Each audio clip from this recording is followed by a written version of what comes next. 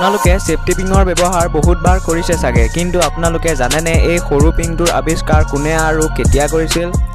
Walter hunt নামৰ এজন American মেকানিকে তেওঁৰ বন্ধুৰ পৰা $15 ধাৰলৈ লৈছিল আৰু পিছত ৱাল্টাৰ হাণ্টৰ ওচৰত সেই ধাৰ পৰিশোধ কৰিবলৈ কোনো পইচা নাছিল।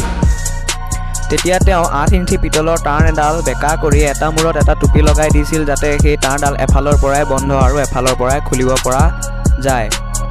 আৰু এনেকৈয়ে 1849ত প্ৰথম সেফটি পিঙৰ আৱিষ্কাৰ হ'ল। প্ৰথমেতো ৱাল্টাৰ হাণ্টে তেওঁ সেই পিংটোৰ এটা পেটাৰ্ণ বনালে আৰু সেই পেটাৰ্ণটো মাত্ৰ $400 অৰ্থাৎ আজিৰ দিনত 9 লাখ টকাত WR গাৰ্ছ এণ্ড কোম্পানীক বেচি দিলে। আৰু এনেকৈ ৱাল্টাৰ হাণ্টে তেওঁ সেই বন্ধুৰ পৰা লোৱা ধাৰ পৰিশোধ কৰিলে আৰু WR কোম্পানীয়ে কোটি কোটি টকা ইনকাম কৰিলে। আৰু আপোনালোকে জানেনে যে তেওঁ এই আৱিষ্কাৰ মাত্ৰ 3 ঘণ্টাতে কৰি উলিয়াইছিল। তো যদি ভিডিঅ'টো ভাল লাগিল ভিডিঅ'টো লাইক আৰু এনেকুৱা কথাৰ কাৰণে আমাৰ চেনেলটো ছাবস্ক্ৰাইব কৰি ল'ব।